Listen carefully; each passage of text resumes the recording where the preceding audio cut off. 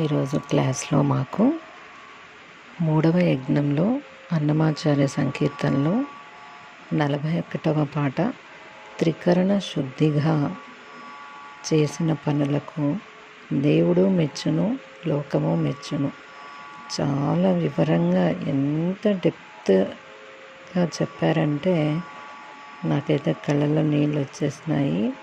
చాలా అర్థంతో రాసిన అన్నమాచార్య సంకీర్తనకు అంతే అర్థంతో గురువుగారు ఈరోజు ఈ పాటకు తెలియజేస్తున్నారు. అందరూ వినండి. ఈ పాట కూడా చాలా బాగా ఉంది. సాధనముల సారంభు పరిపక్వంపై ఫలించగా బట్ట బయలుతా వెలగలనేలా అని అంటున్నాయి. అర్థం తెలియాలి అంటే పైన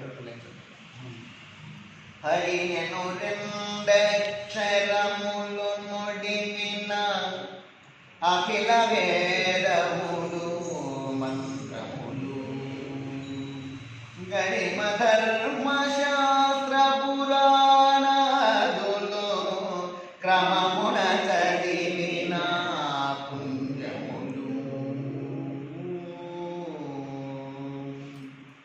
ఇక్కడ మీరు అఖిల వేద సకల వేదాలు చదివితే ఎన్నో మంత్రాలు మనము సాధన చేస్తే ఎంత పుణ్యం వస్తుందో, అలాగే గొప్ప గొప్ప ధర్మశాస్త్రాలు పురాణాలు ఎంతగా నిష్ఠతో క్రమముగా అంటే ఒక రుజువర్తనముతో క్రమశిక్షణతో మనము చదివితే ఎంత పుణ్యమో అంత పుణ్యం అనేది నీకు హరి నామస్మరణ చేస్తే చాలు, హరినామం స్మరిస్తే చాలు, హరి అంటే చాలు, అన్ని పాపాలు హరించుకుపోతాయి, అన్ని పుణ్యాలు పండుతాయి. అంటే సకల వేదాల సారాంశం అంతా కూడా మీకు తెలిసి వచ్చేస్తుంది, అంత పుణ్యం మీకు వచ్చేస్తుంది. పరమతపోయోగములు మొదలగు బహు సాధనముల సారంభు, గొప్ప గొప్ప సాధనలు చేసి తపస్సు చేసి యోగ సాధనలు చేసి ఏమి సాధించాలనుకుంటున్నారో అలాగే పరిపక్వంపై ఫలించగా అంటే అంత సాధన చేస్తే ఎంత పరిపక్వం చెంది అతను ఏం పొందాలనుకున్నాడో అదంతా కూడా బట్ట బయలుగా మనకు తెలిసిపోతుంది. అది బయట వేయాల్సిన అవసరమే లేకుండానే హరి హరి హరి అంటే చాలు, అది అర్థమైపోతుంది. ఆ సాధన సంపత్తి అంతా తనలో వచ్చేస్తున్నట్ట. అంటే భగవన్నామ స్మరణ చేస్తే చాలు, వెతకగానే ఎలా ఆ సర్వేశ్వరుని అంతరంగంలోనే గోచరిస్తాడు. అని నామం ఒక్కటి స్మరిస్తే చాలు, పలికితే చాలు. సకల పుణ్య శాస్త్రాలు చదివితే ఎంత పుణ్యమో, ఎన్ని మంత్రాలు చదివితే ఎంత ఫలితం వస్తుందో, గొప్ప గొప్ప ధర్మశాస్త్రాలు పురాణాలు చదివితే మీకు ఎంత పుణ్యం వస్తుందో, అలాగే గొప్ప గొప్ప సాధనలన్నీ చేసి తపస్సు చేసి శరీరాన్ని ఎండబెట్టి తిండి తినగా నిద్రపోక ఎంత సాధన చేస్తే ఎంత ఫలితం ఉందో ఆ ఫలితం అంతా కూడా నీకు హరినామం జపం చేస్తే చాలు, అదంతా సిద్ధిస్తుంది నీకు అని ప్రహ్లాదుడు అంటాడు. భక్త ప్రహ్లాదుడు గాలిని బంధించి హసించే గాసిల పని లేదు, జీవుల హింసించి క్రతువులా చేయగ పని లేదు. గాలిని బంధించి హసించే గాసిల పని లేదు, జీవుల హింసించి క్రతువులా చేయగ పని లేదు. మాధవ మధుసూదనాయని మనసున తలచిన చాలుగా, మాధవ మధుసూదనాయని మనసున తలచిన చాలుగా. నారాయణ మంత్రం శ్రీమన్నారాయణ భజనం, నారాయణ మంత్రం శ్రీమన్నారాయణ భజనం. అది పని లేదు, రాసులో పని లేదు, గట్టిగా శ్రమ తీసుకొని శ్రమించి బందిపడి చేసే పని లేదు. గాలిని బంధించి హసించడం అంటే కుంభం, హసించడం అంటే వదిలివేయడం, దాన్ని నిగ్రహిస్తూ వదలాలి, కూడా వదిలేటప్పుడు మనం వదిలేదు. అలా ఎంత శ్రమ దాంట్లో ఉంటుంది, అంత శ్రమ చేస్తే ఎంత ఫలితమో అంత ఫలితం మీకు కేవలం నారాయణ నారాయణ మాధవ గోవింద కేశవ హరి అని కాదు, భగవన్నామాన్ని జపం చేస్తే చాలా చెప్పడం ఉద్దేశం. ఈ కలియుగంలో భగవన్నామానికి ఉన్న ఫలితం అనేది ఏ దానికి రాదు, యజ్ఞయాగాలు ఇచ్చినా రాదు. అందువల్ల భగవన్నామం ఎక్కువ జపం చేస్తూ ఉండాలి అంటున్నారు అన్నమాచార్యులు కూడా. మొదల శ్రీ వెంకటపతికి నీ చెయ్యెత్తి మొక్కిన మాత్రము లోపలనే 10లకు షోడశ దాన యాగములు పంచమహాయజ్ఞములు వదలగా సాంగంబులుగా చేసిన వాడే కాడ పలుమారు మది నుండే కాయాక్లేశము మాటికి మాటికి తనకేలా మొదల శ్రీ వెంకటపతికి చేయెత్తి మొక్కిన మాత్రము లోపలనే కేవలం ఆ వెంకటపతికి శ్రీ వెంకటేశ్వర స్వామికి చేతులెత్తి గోవింద గోవింద గోవింద అని తలిస్తే చాలు, అలా పలికితే చాలు, అలా చేయెత్తి మొక్కితే చాలన్నాడు అసలు అన్నమాచార్యుడు. ఎంత ఫలితం అంటున్నాడంటే వెంకటేశ్వర స్వామి అలా చేతి నమస్కరిస్తే చాలు ఎంత ఫలితం వస్తుందంటే 16 దానాలు, గొప్ప గొప్ప యాగాలు, పంచమహాయజ్ఞాలు, అది కూడా వదలక సాంగోపాంగములుగా ఎంతో నిష్ఠతో ఈ ఒక్క అన్నం కూడా వదిలిపెట్టకుండా సాంగోపాంగంగా ఏమాత్రము నిర్లక్ష్యం చేయకుండా శ్రద్ధతో చేస్తే ఆ యజ్ఞాలు యాగాలు క్రతువులు పంచమహాయజ్ఞాలు కావచ్చు, షోడశ దానాలు కావచ్చు, ఇవన్నీ పలుమారు, అది కూడా వాడే కాడ పలుమారు అది కూడా అనేక సార్లు చేస్తే ఎంత ఫలితం వస్తుందో అది ఒక్కసారి వెంకటేశ్వర స్వామికి చేయెత్తి నమస్కరిస్తే చాలా ఫలితం సిద్ధిస్తుందయ్యా. అనవసరంగా కాయాక్లేశం అంటే మీ దేహానికి అనవసరమైన క్లేశాలు కలిగిస్తూ మాటికి అదే దుఃఖానికే తగలకూడదేనా, అదే బాధలకే, అదే కష్టాలకే, అదే దేహ సంబంధమైన దుఃఖానికి ఇబ్బంది పడటమే. ఆ వెంకటేశ్వరుని చేయెత్తి నమస్కరించి చాలు ఆ ఫలితమంతా నీకు సిద్ధిస్తుంది అని పాట పాడుతున్నాడు. చేసిన పనులకు దేవుడు మెచ్చును, లోకం మెచ్చును, ఒకరి కోటి గుణితం వరకు మార్గముండగా ప్రయాస పడనేలా త్రికరణ శుద్ధిగా చేసిన పనులకు దేవుడు మెచ్చును, లోకం మెచ్చును. ఒకటి కోటి గుణితం వరకు, కోటాను పట్ల మార్గాలు ఉన్నాయ్యా. ప్రయాస లేకుండా నీవు మోక్షం పొందడానికి, భగవంతుడు మెచ్చేటట్టుగా జీవించడానికి, లోకం మెచ్చేటట్టుగా జీవించడానికి కోటి రకాల మార్గాలు ఉన్నాయి. అనవసరంగా ప్రయాస పడవద్దు అంటే ఇవన్నీ చేయొద్దని కాదు. యజ్ఞాలు, మంత్రాలు, వేదాలు చదవడము, ధర్మశాస్త్రాలు, పురాణాలు చదవడము, పంచమహాయజ్ఞాలు చేయడము, ఇవన్నీ చేయొద్దని చెప్పట్లా. త్రికరణ శుద్ధి వచ్చే వరకు చేస్తూనే ఉండాలి. ఎందుకంటే ఒక్కసారిగా అందరూ నిలవలేరు, మొత్తాన్ని ఎవరు నడవలేదు, పరిగెత్తలేదు, పరుగులు వేస్తూ పిల్లలు పడుతుంటాము. మనకంత సులభంగా శుద్ధి, త్రికరణ శుద్ధి కలగదు. త్రికరణములు అంటే ఏమిటి? మనోవాక్కాయము, మనస్సు, వాక్కు, కాయము, మూడు శుద్ధంగా ఉండాలంటే అంత సులభంగా భర్త అవకాశం లేదు. అనేక జన్మల్లో సాధన చేసి దేహము నలిగి మనస్సు నలిగి పాపానంతా కడిగేసుకునే దానికి అనేక రకాలుగా మార్గాలు శాస్త్రం బోధించినట్లుగా ఆచరించి క్రమక్రమంగా జన్మాల పరిపాకంతో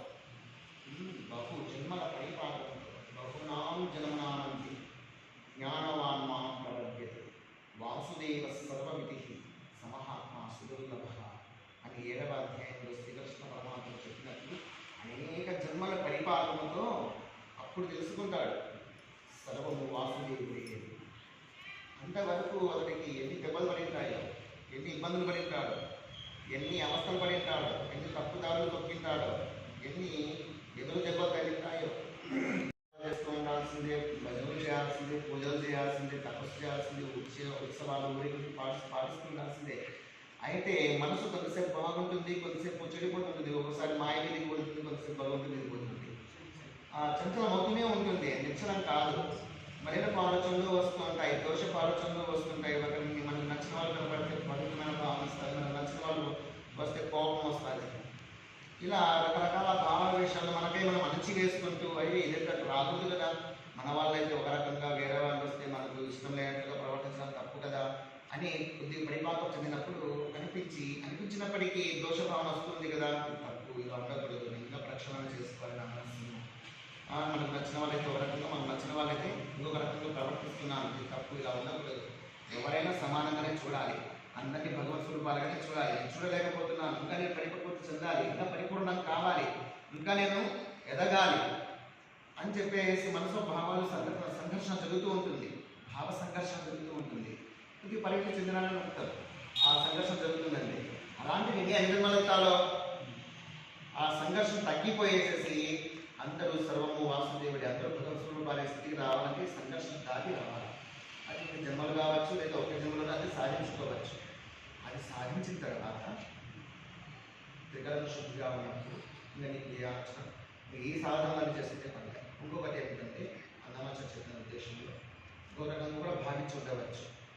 ఇప్పుడు సపోజ్ వయసులో ఉన్నాం కాబట్టి యజ్ఞాలు, యాగాలు, తపస్సులు, సాధనలు, శాస్త్ర గ్రంథాలు పారాయణం, పురాణాలు పారాయణం చేయడం చేస్తాం అనుకోండి. 70-80 ఏళ్ళు వస్తుంది, అప్పుడు కళ్ళు సహకరించదు. పుస్తకాలు చదువుతామంటే, కూర్చుందామంటే దేహం సహకరించదు. ఈ విధంగా కాళ్ళు చేతులు మన దేహం స్వాధీనానికి రాకపోవచ్చు. అది మన కల్పన తగ్గిపోతూ ఉంటుంది, మనకు సహకరించకపోవచ్చు. దేవాలయాలు పోవాలంటే, మందిని కలుపుకొని ఏదో ఉత్సవాలు చేద్దామంటే, ఊరేగింపు చేద్దామంటే దేహం సహకరించదు, పర్వాలేకపోతాం. ఒక దేవస్థానం పోవాలన్నా ఇబ్బంది అవుతుంది. అలాంటి స్థితిలో అయ్యో నేను చేయలేకపోతున్నానే, అయ్యో నేను చదవలేకపోతున్నానే, నేత్రాలు సహకరించడంలే, అయ్యో నేను యజ్ఞాలు చేయలేకపోతున్నానే, కింద కూర్చొని చేయాలా, ఎండకు అగ్ని ఉంటుంది వేడిగా, కట్టుకోలేకపోవచ్చు, కింద కూర్చొని యజ్ఞాలు చేయాలా, అది ఇబ్బంది అవుతుంది కదా. ఎలా చేయలేకపోతున్నానే బాధపడాల్సిన అవసరం లేదయ్యా. అలాంటి వాళ్ళ నువ్వు త్రికరణ శుద్ధితో భగవన్నామాన్ని హరినామ జపం చేస్తే చాలు. తన మనసే పరిపూర్ణమైన గోదావరి, గంగా, కావేరి, కనక బిందు, యమునా, గయాది ముఖ్య క్షేత్రముల సంతకము. నీ మనసు పవిత్రంగా ఉంటే, నీ మనసు నిర్మలంగా ఉంటే, నీ మనసే గంగా, గోదావరి, తుంగభద్ర, పెన్నా, నర్మదా, తపతి, కావేరి, కనకబిందు లాంటి, అలాగే పుణ్యక్షేత్రాలు గంగా, యమున పాటు అది వచ్చేసేసి ఒక నది పేరు ఉంటుంది.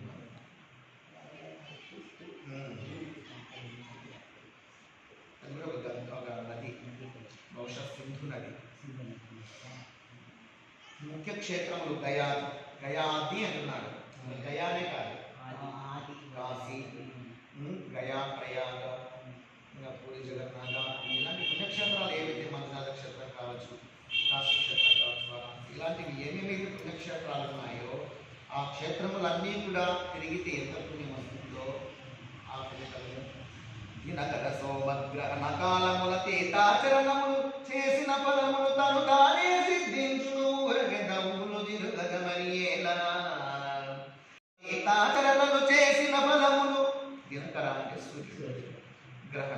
సూర్యగ్రహణం, దినకర సోమగ్రహణ కాలం, సూర్యగ్రహణం, చంద్రగ్రహణం, అలాంటి సందర్భాలు వచ్చినప్పుడు పుణ్య నదీ తీర్థాలకు వెళ్ళి, పలానా పుణ్యక్షేత్రానికి వెళ్ళి స్నానాలు చేసి అక్కడ అభిషేకాలు చేస్తే ఆ దోషం పోతుంది, పుణ్యం అధికంగా వస్తుంది. అధికంగా పుణ్యం రావాలని ఇట్లా చూపించుకోవాలి అని చేస్తూ ఉంటారు. అదే అంటున్నారు ఇక్కడ, తీర్థాచరణలు చేసిన ఫలము. దినకర సోమగ్రహణ కాలముల తీర్థాచరణలు చేసిన ఫలములు తను తానే సిద్ధించును ఊరకే. మనకంతా తానే వచ్చేస్తాయి అంతే. అక్కడ నువ్వు చేసే పనులు అంత దూరం పోయేసి ప్రయాసపడి ఇబ్బంది పడి అంత దూరము దవ్వులు తిరగక మరియేలా, దవ్వులు అంటే దూర ప్రాంతాలకు పోయి ప్రయాసపడి అక్కడ క్యూలో నిలబడి నిలవలేక స్వరలకి పడిపోయి తినడానికి లేక తాగడానికి లేక మలమూత్రాలకు ఇబ్బందులు పడుతూ విసర్జన అంతగా అవస్థ పడే పని లేదయ్యా. నీ మనసు త్రికరణ శుద్ధిగా ఉంచు, నీ మనసు పవిత్రంగా ఉంచుకుంటే నీ మనసే గంగా, పవిత్ర గంగా. తన మనసే పరిపూర్ణమైన గోదావరి, గంగా, కావేరి, కనక బిందు, యమునా, గయాది ముఖ్య క్షేత్రముల సంతతము. సంతతము అంటే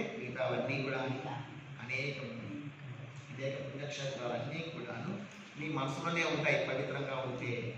నీ మనసే ఎందుకంటే అన్నమాచారం ఇంకో చోట అంటాడు, తనువే గుడియడ కలగేసి ధరమడ పెనుదయమే గరి పీఠమడ కనుగొను చోపులే ఘనదీపంబడ కనుగొను చోపులే ఘనదీపములడ తనువులో బలనున్న అంతర్యామికి నిత్య పూజలివో నేరిదినాలో ప్రత్యక్షమైనటి పరమాత్మునికి నేను నిత్యం పూజ చేస్తున్నాను అన్నమాచారం. నిత్య పూజలివో నేర్చుకున్నాను అంటే లోపలే చేసే పూజ నేర్చుకున్నాను. అంతర్యామి లోపలే ఉన్నాడు కదా, బయట ఉన్నాడని చేసేది ప్రాథమిక స్థాయి, లోపలే ఉన్నాడని చూడగలిగేది దానికంటే ఉన్నత స్థాయి. అక్కడ ఉండేటువంటి భగవంతుని ఇక్కడ చూడడమే కాకుండా సకల ప్రాణికోటిలో చూసి దర్శించగలిగేటువంటిది, అక్కడ పూజ చేయగలిగేటువంటిది కూడా అత్యున్నత స్థాయి. రామకృష్ణ పరమహంస ఈ స్థాయికి ఎదగడం కోసం ఎదిగినాడు కూడా. అందుకే తన భార్యను కాళికామాత స్థానంలో కూర్చోబెట్టి తన భార్యకు పంచామృత అభిషేకాలు చేస్తారు. పూలు పూలమాలలు వేసి ధూప దీప నైవేద్యాలు సమర్పించి సాష్టాంగపడి ప్రదక్షిణ నమస్కారాలు చేసి సాష్టాంగపడి నమస్కరిస్తారు.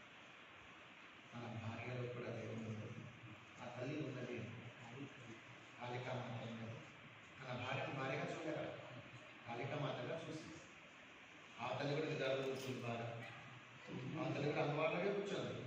ఎందుకు? తనలో కూడా అంత శక్తి ఉంది, అంత స్థాయి ఉంది. కాబట్టి రామకృష్ణ పరమహంసకి ఎంత స్థాయి ఉందో శారదామాత కూడా అంత స్థాయి, అంత స్థాయి ఉంది. కాబట్టి ఆమె ఎంచుకున్నాడు. ఆయన కూర్చోబెట్టి అయ్యో నాకేం చేస్తున్నారని అనుకోలే ఆమె. ఆయన ఎవరు చూస్తున్నా నాకు తెలుసు, నాలో ఏం చూస్తున్నారో నాకు తెలుసు, నాకు కాదని నాకు తెలుసు. నాకెందుకు బాగా చేసుకుని అమ్మవారికే కదా కూర్చోండి, అక్షరాలు ప్రశాంతంగా కూర్చొని అక్షరాలు చేయించుకోండి. అయ్యో నా పద్ధతి నేను పూజలు చేయించుకోవడం ఏంటి, నాకు శాస్త్రం నమస్కారం చేయడం ఏంటి, ఆ ధ్యాస లేదు. ఆయన భర్త, నేను భార్య భావం లేదు, నేను దేవత అని భక్తులు. అసలు కూర్చోవాలంటే అంత సులభం కాదు, అదే సామాన్యులు కాదు. ఆమె కూడా మహాయోగిని, మహాతపస్వి. ఆ తపస్వి కాబట్టి ఆ యోగికి సరిజోడే అట్లా రామకృష్ణ పరమహంస తృతీయ స్థాయి, అత్యున్నత స్థాయికి ఎదిగినాడు. ఆ స్థాయికి ఎదిగినాడు, అందరిలో దైవాన్ని చూడగలిగినాడు. తన దేహాన్ని దేవాలయం అన్నాడు, తన తలని శిఖరం అన్నాడు, తన హృదయమే గర్భగుడి అన్నాడు, హృదయ కమలమే పీఠం అన్నాడు. నేను కళ్ళు మూసి అలా అంతర్యామినై అంటే అంతర్ముఖుడనై నా హృదయాంతరంగంలో ఆ దేవాలయాన్ని చూస్తున్నానంటే నేత్రాలే జ్యోతులై నాకు చూపిస్తాయని. తన నేత్రాలే జ్యోతులు. ఆ విధంగా అన్నమాచార్యుడు తన హృదయంలోనే భగవంతుని చూడమని చూసి మరి చెప్తున్నాడు మనకు. అదే ఇక్కడ ఆ విధంగా నువ్వు చూడగలిగితే నీలోనే సకల పుణ్య తీర్థాలు ఉన్నాయి. నీ మనసు పవిత్రంగా ఉంటే నీలోనే సకల పుణ్య తీర్థాలు ఉన్నాయి, పుణ్యక్షేత్రాలు ఉన్నాయి. నువ్వు ఎక్కడికెక్కడికో పోయి దర్శించి అక్కడంతా సేవలు చేసి అంత ప్రయాసపడే పనిలే. అభిషేకాలు ఎవరు చేస్తున్నారు? నీ మనసును పవిత్రంగా ఉంచుకో, నీ హృదయాన్ని శుద్ధంగా ఉంచుకో, నీ భావాలు పునీతంగా ఉంచుకో. అప్పుడు నీవే ఒక పుణ్యక్షేత్రం. నీవు నడిస్తే నడిచిన ప్రతి ప్రదేశం కూడా పుణ్యక్షేత్రం అవుతుంది. ఆ స్థితిలో మనం ఉంటే నీ ఇల్లే అప్పుడు పావనమైపోతుంది. నువ్వు ఎవరింట్లో అడుగు పెడితే ఆ ఇల్లే పుణ్యక్షేత్రం అవుతుంది, నడియాడే దైవక్షేత్రం అవుతుంది. నీవే ఒక నడియాడే పుణ్యక్షేత్రం అవుతావు నీ హృదయం పవిత్రంగా ఉంటే. ఇది అంతరార్థం దాంట్లో. జై శ్రీ వెంకటేశ్వర స్వామికి జై.